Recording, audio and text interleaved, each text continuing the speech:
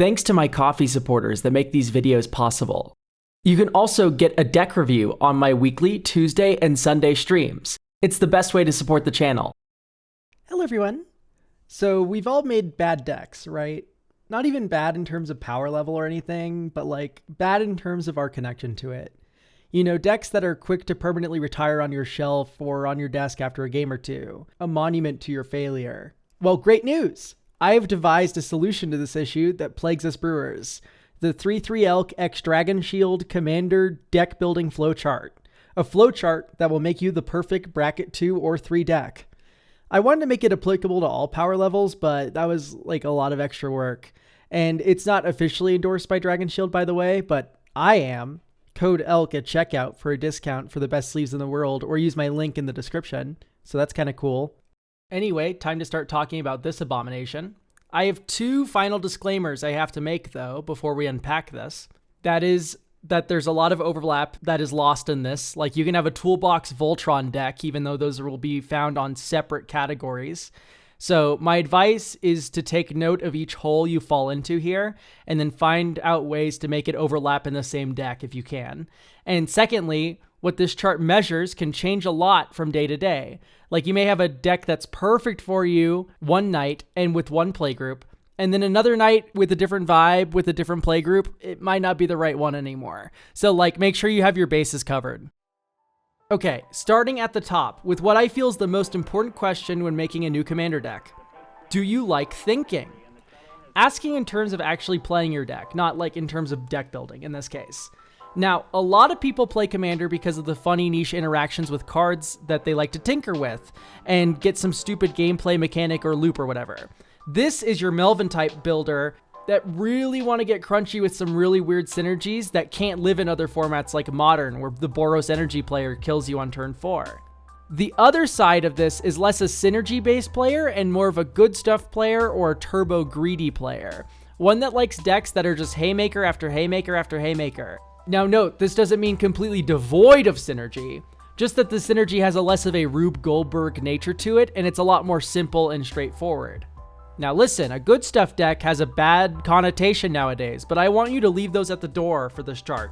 We're just trying to diagnose what kind of deck you enjoy playing, and sometimes brain off, get drunk, and play Magic with friends and vomit out 12 creatures in one turn after turbo ramping is the correct maneuver to getting there. To navigate this chart in this video, we're going to just take the left-hand path and move our way to the right-hand paths as we go along. So, in this case, we're going to say yes, we enjoy thinking while playing the game. The next question is, how much do you want your friends to hate you? This is a very important question to ask yourself. Are you trying to flex your mental prowess? Are you trying to flex just a little? Or 0% hatred, you just want to do cool things? Okay, so following the left-hand path, we're gonna say a lot. We want our friends to hate us a lot. That brings us directly here. We are going to gay baby jail. The question is, what flavor? First iteration of this is prison or Stax? And then we have a follow-up question here is, do you like shuffling? If the answer is yes, we're gonna go total toolbox. You're going to notice all 3 of these have total in front of it. This is because we are leaning entirely into this niche instead of like just having a flavor of it. So, total toolbox decks. We're going to turn our library into a big old box of loopable advantage engines and silver bullets. This is going to look like things like Moonblessed Cleric and Teleportation Circle or Thassa, Deep Dwelling. Or it's going to look like Recruiter the Guard with Felia, or something like a Soul Herder to flicker it repeatedly. Or it could be a Spellseeker, Archaeomancer, Ephemerate loop that you get off of a wizard cycling thing like Step Through. Or it can be a lot more straightforward, less flicker focused, something like a Fauna Shaman with repeatable value that lets you grab a creature every turn. Regardless, once you have this sort of tutor engine, whether it be for lands, creatures, spells, whatever, you're going to get a thing that blows up something your opponent is doing every single turn while slowly incrementing your way to a win. Whether that be a go wide plan with an Elish Norn, or it be a combo of some sort.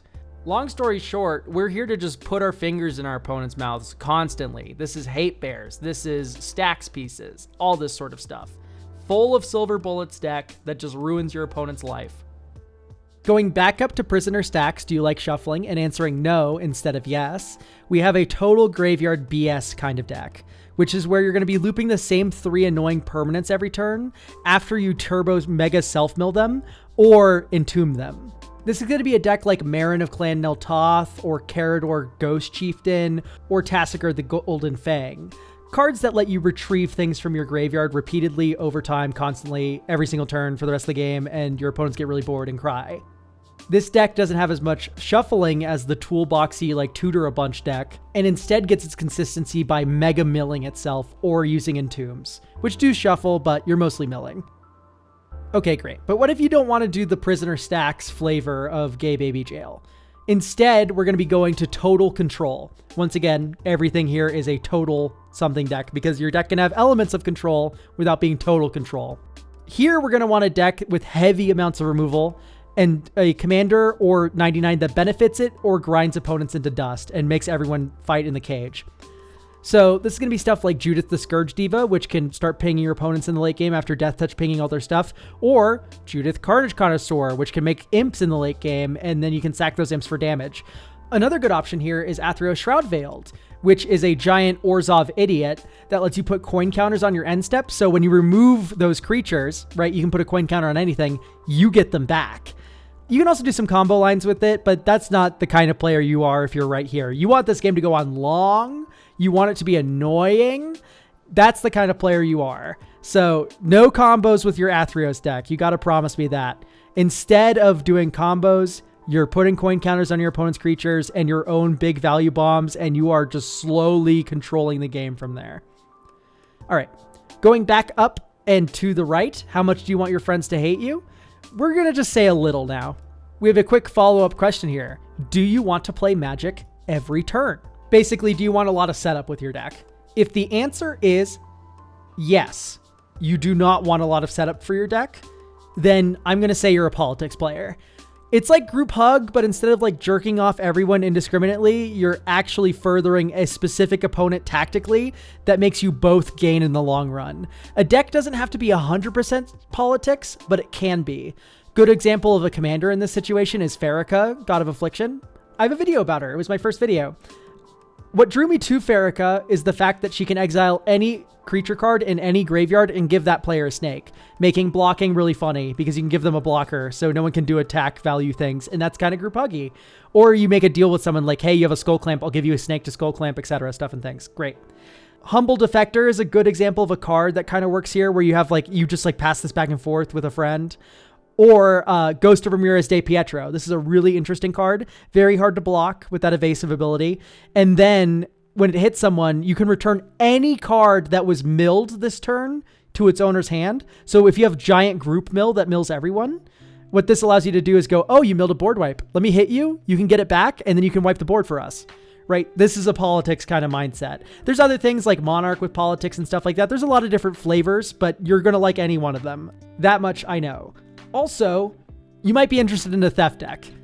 An example of a good theft commander in this vein would be a Xanathar Guild Kingpin deck, which lets you spin the top card of an opponent's library and also share the spoils, which for 1 in a red lets each player put a card into the pot, and then you can cast the spells from the other players, and then if you do, you ante up a new card that goes into the pot, right? So this is kind of going to be your thing.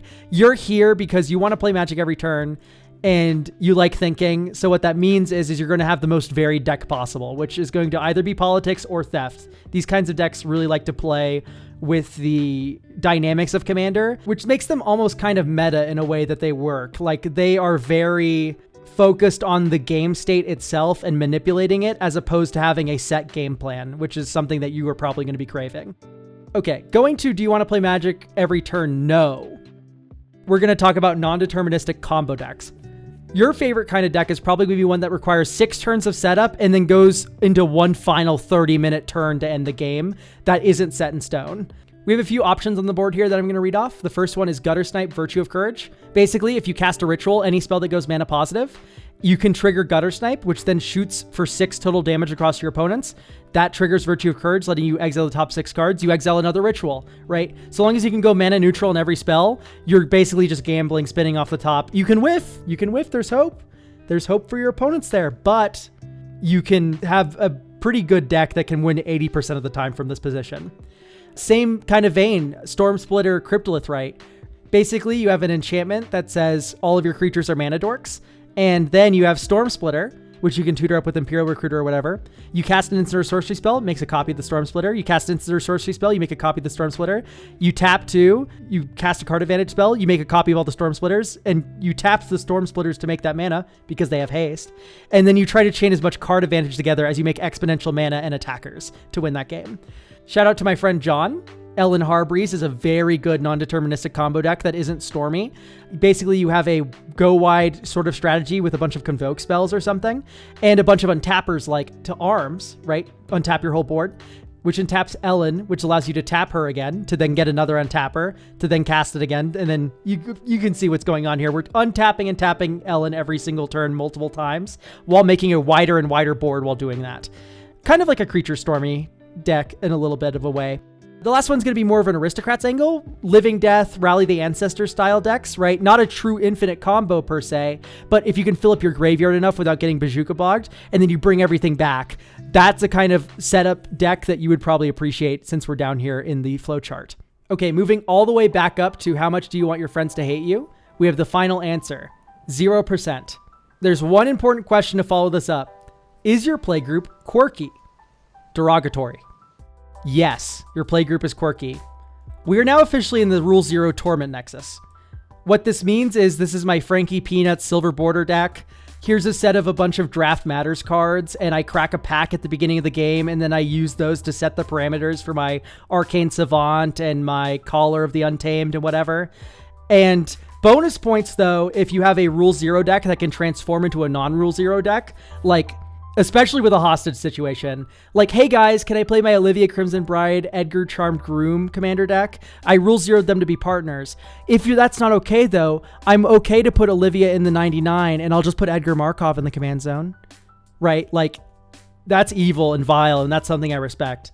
Moving back though to is your playgroup quirky? Moving over to not really, which is, let's face it, every commander playgroup's a little quirky, but just like not super quirky, you know what I mean? Anyway, here we're in the Dogwater Brewer Zone. This is one of my favorite places to be.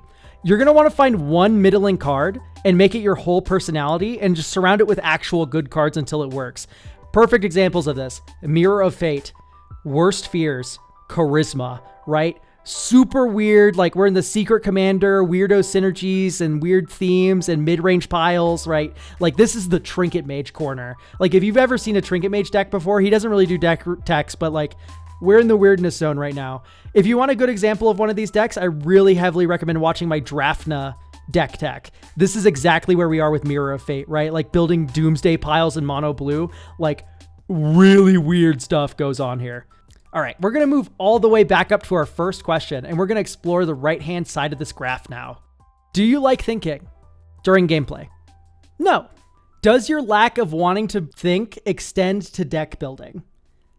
Yes, is our first answer. So what you're going to want to do is find a creature type that's your favorite in fantasy, or figure out if you want to go wide or tall. Like, do you want to go tall? Play dragons. Do you want to go wide? Play merfolk or vampires. And then you're going to want to do O-tag : typal - creature.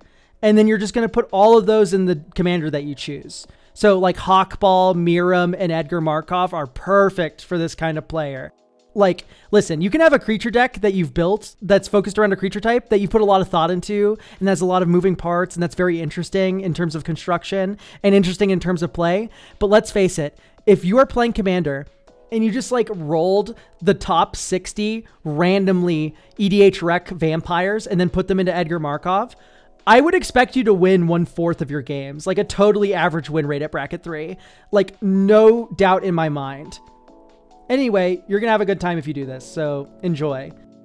Moving on to not really. So like, yeah, deck building, I'm a little lazy, but if I don't mind it. It's a lot of fun in some regards. We have one follow-up question for you. How often do you want to see turn 9? If the answer is ASAP, then great, it's ramp time. You don't want to just see turn 9, you want to see it on turn 5. So rampant growth, right? So like you're either like a big rampy deck with a bunch of ramp in the 99, like oops all rampant growths and then giant monsters. Or you have a ramping commander like Snail's Radha deck or my Cormella deck, where you have a bunch of big haymakers in the deck and then your commander's the ramp piece. Either way, I would recommend also checking out cheating decks, stuff like Reanimate or Sneak Attack. You would probably like an Obeka deck if you're in this sort of zone here. It's slightly more fragile than ramp, but you can have the same high dopamine, like I'm doing a 9 mana play on turn 3 kind of zone here. That's it for this corner though, so let's move back up. How often do we want to see turn 9? Never. Follow-up question. We're building a murder deck, but is it going to be aggro or Voltron? That's up to you. Let's start with Voltron because it's easier to explain. All of your eggs are going to be in one basket. You're more fragile than a normal aggro deck, but it's definitely the fastest way to kill people, at least the first player. Let's face it, most Voltron decks kill one player and then they explode and then don't do anything else for the rest of the game.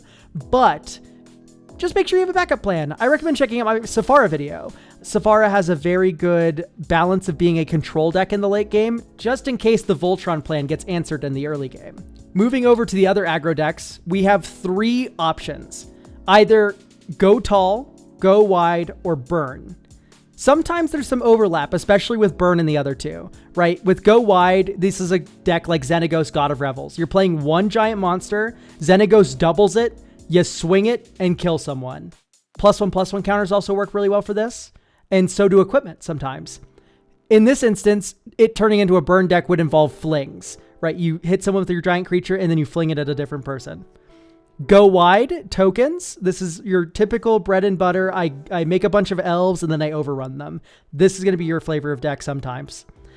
Final one is going to be burn, which is group slug, life drain, etc. So like Iara, First of Locthwain, is a burn deck, even though it might also be a tokens deck, right? You might run a Grey Merchant of Asphodel or something.